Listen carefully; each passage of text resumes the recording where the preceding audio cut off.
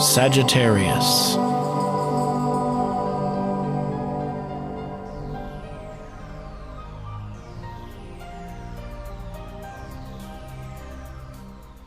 Hello Sagittarius, this is your August astrological forecast for 2015, and what a lovely month. We have all these planets now going on in your 9th house, and that is the area that you rule. Alright, the 9th house has to do with higher education, has to do with travel, has to do with languages, justice and the law, and also for spirituality. So this month, this area is now going to be expanding your mind with the Sun, Mercury, Venus, Jupiter, and the new moon. So a lot of you will come to find that you're studying, deepening into these spiritual subjects. The Sun is currently now in Leo, and that rules the heart. So you might feel how your heart is really now attaching to matters that really matter to you. Mercury is there, so you're going to be communicating a whole lot, and I feel sharing perhaps as well, as the 9th house is all about deepening and sharing and getting into that higher consciousness as well. You might even be writing, blogging, that kind of thing, making videos, getting the news out of what it is that's important to you, because this area also rules the area of publishing. So you might be publishing something that's really close to heart. We have Jupiter here. It's on its last leg. This whole last year for you has all been about expanding your mind and researching and deepening within the spiritual metaphysical fields. Also been looking at travel, other cultures perhaps, languages, and for those of you looking for a green card, that kind of thing, the law would at least be on your side here now with this. Venus is staying for an extended time, and I love seeing that, Sag, because Venus is love, it's romance, it's also money, of course, too. The way you would like to make your money, and having it in the 9th house is all about you connecting to your purpose, connecting to what you believe in, shooting for that long-term goal, because it is, you are Sagittarius, and this is your area of rulership. Having all of this in Leo, it's you now absorbing the pride that you feel in your heart, soul, and higher mind, and preparing yourself. And this is very important to you, because everything you're doing here now in August is really going to start opening up the big doors of career here next month, which we'll talk about in September. But that's when you're definitely going to be either starting up a new project. Some of you will be perhaps looking to get a promotion. Whatever it is going to be for you, that's all individual. But we're looking at the retrograde of Venus now, because this extended time that you're getting, normally she comes, she goes. She passes through a sign within a few weeks. Here you're getting all this extra time to really have the ability to deepen into the core of the matter, of the heart of those things, that those topics that you're researching right now. And then once you have that, it's like you've gone through this crash course, right? Really condensed a whole lot. And we also have the new moon in this area, just to kind of bring it one notch even higher up. And that's going to be August 14th. The new moon is where you put your intentions. So whatever you're feeling with this crowd, this beautiful party that's going on here, synthesize it and say, what I'm feeling right now, I would love to feel for the rest of the year. All the way to the new moon gets back into this area sometime there late summer of 2016. Why? Because when you put those intentions forward, it kind of filters down genetically into your genetic code, and it will remain with you, it will activate, and watch that this coming year can be that much better now that the consciousness has fallen into place. So wow, 5 planets in this area, and not by coincidence either, is it? What I'd like to say already here on the 8th, so 1 week into this month here, you're going to get another planet coming in, joining the party here, adding to its energy, and that is Mars. Now, Mars is your drive, your ambition, your goals, your physical energy. It's all coming in, wanting to take on a certain amount of pride in, I believe, manifesting those things that you're setting out to do. Mars will help you bring to manifestation those things that you believe in. The ninth house is all about belief systems, right? So watch that take place. I feel that you, of all, will really enjoy this, because all that energy in Leo is your sister sign to Sagittarius. It's all fiery, so I can get that you're feeling very giddy right now. Giddy. That's my Norwegian English, I'm sorry. What we also have going for us this month, and I think you'll be happy for it, is Saturn has been retrograde for the last 4 or 5 months. On the 2nd of August, he's going to turn direct, currently still in your 12th house. So he's wrapping up those things that you worked on the last 2.5 years, all the loose ends right now. Pay attention what you can to get those things done on a conscious level, then let go, because then you're letting go of karma. And I say karma because we got a double whammy here, Sagittarius. Saturn rules karma, the things that you carry, the weight that you carry from the past. And the 12th house is a karmic house because it also rules the past, right? So right now, whatever you can now do to let go of that 12th house energy, you're starting up. Now when Saturn is done with this 12th house area and moves into your sign, Sagittarius, which will be your first house, you're free and clear of a lot of karma if you do the work. Then you're going to have a new 28 to 29 year cycle where Saturn is going to start accumulating new karma step by step over this next Saturn cycle. So it's good. It's like shedding, layer by layer, like peeling an onion into the core. So you have now, if you're listening on the early end of this forecast, if you're already still in July, listening ahead, then at least you have a little time to become aware, do the work, and you will feel that much freer. We have the full moon, which is going to illuminate here 6 degrees in Pisces. For you, that will be in the area of where you live, your home, whether it's a house, apartment, it's your past, it's your roots, it's your family. So something here, this full moon, is really going to open up and enlighten something as far as where you're coming from, where you're at, and where you want to take this illumination. And it's spiritual. I always feel that these water houses are always spiritual. The Pisces, Cancer, Scorpio homes, which is the 4th, 8th, and 12th house, will always do something on the inside of our being. Now it's going to pass over the degrees of Neptune, and Neptune is a Piscean ruler. Your 4th house is Pisces, so double whammy Pisces energy. You get that full moon in there.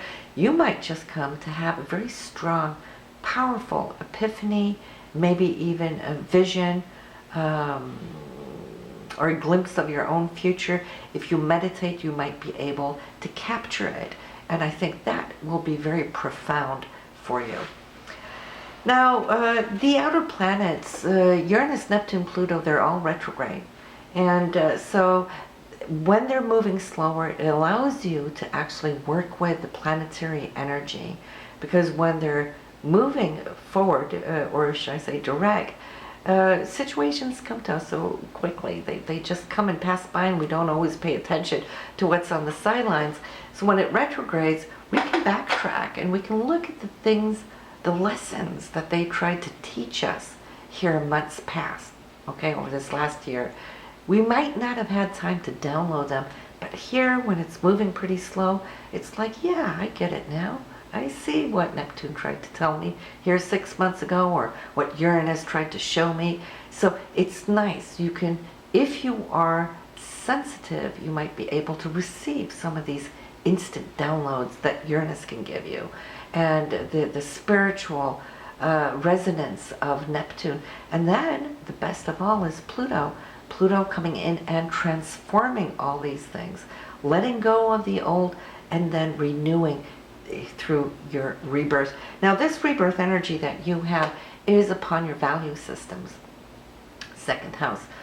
Normally we can say the second house has to do with your month-to-month income, your financial security, but the second house is so much more than that. It's what we value. Where is true wealth? Is it in money, which actually is nothing but an illusion? Yes, we need it, but it is an illusion as far as value, because true values are always of the heart, the spirit, the mind, and how we interact with others, those that we love. That is always the true wealth. Pluto here is changing your value system. That's how I could say it. Now it is 13 degrees. It's halfway through the sign, nearly. When we get to 15 degrees, we've come halfway through it.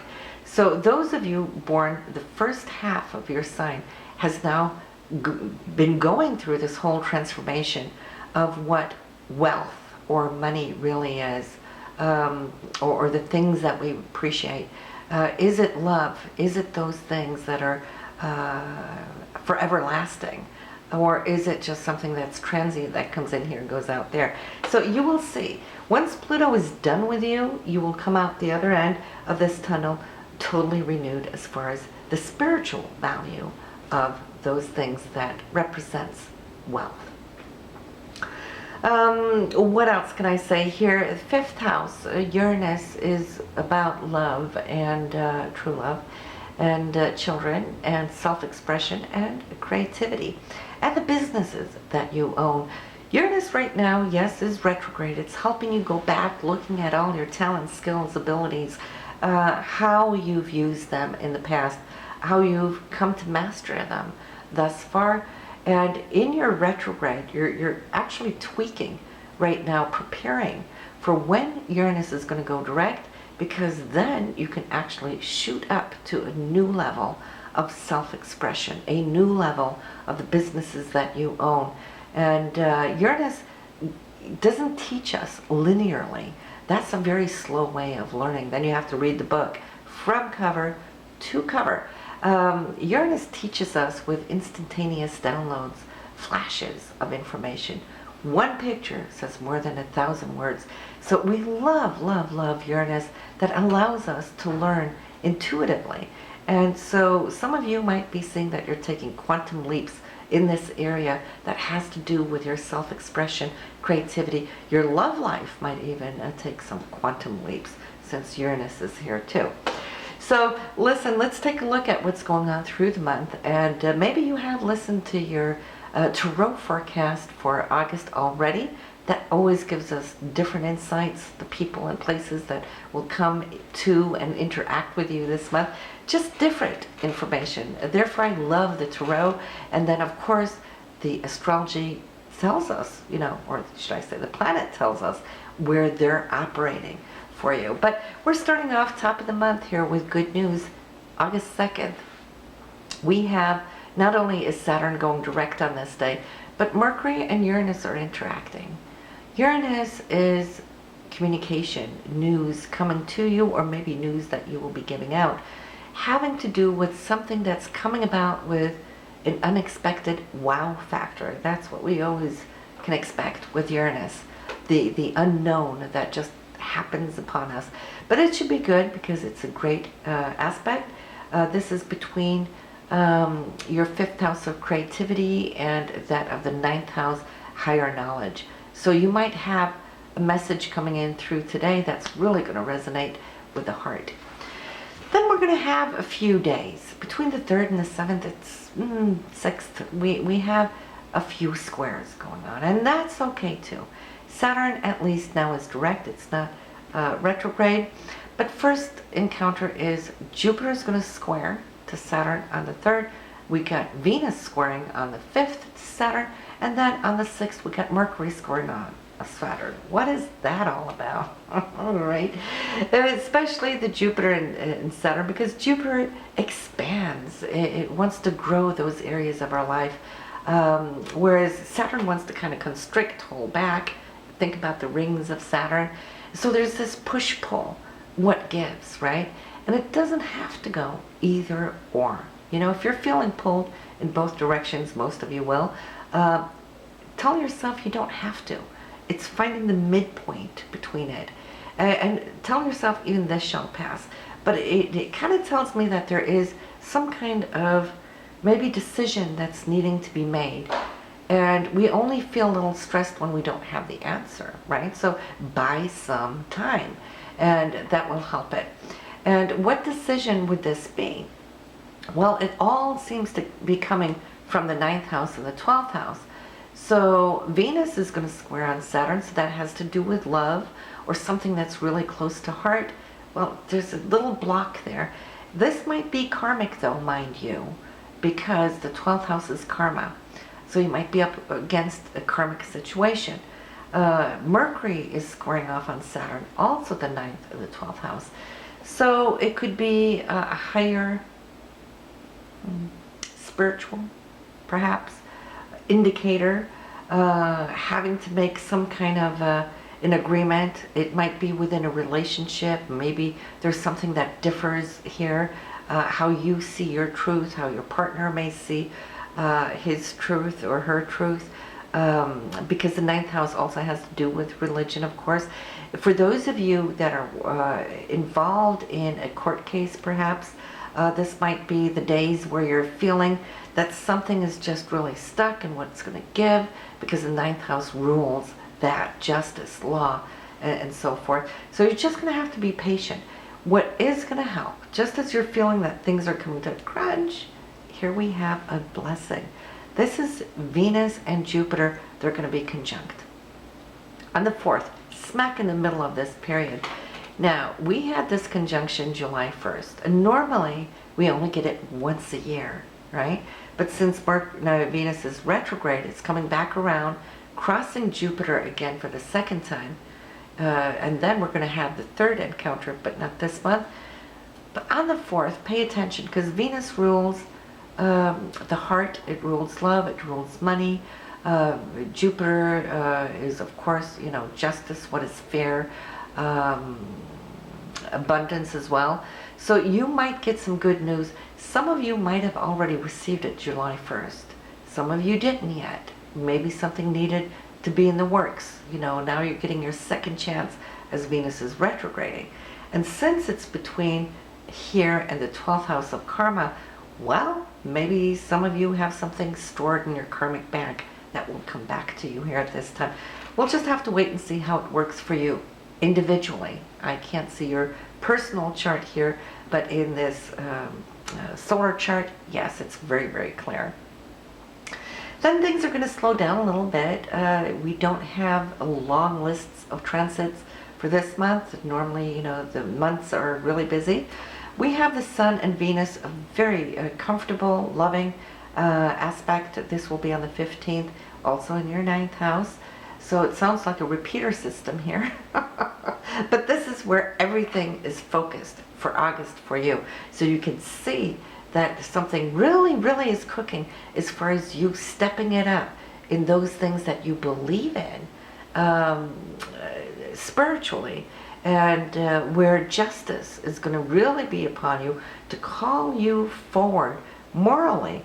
9th house, who's no more moral than a Sagittarian. Truth is, you know, what really drives you through this lifetime. On the 19th, we got Venus and Uranus. That is between the 9th house and the 5th house for creativity, children, love. This might be a very, at the very date you want to circle in to have a nice date out in town, have a great dinner, go out, do something. There's always the nice little wow factor that comes in when we have Venus and Uranus. Love it, love it. Happens like 3 times a year, and this is one of them. So enjoy that, and then the rest of the month is fairly quiet. We have that full moon there, 6 degrees in Pisces on the 29th. Yeah, enjoy that, and I will see you next month. Do listen to your partner's scope just to see what's going on with him or her, and I'll see you in September. Bye now.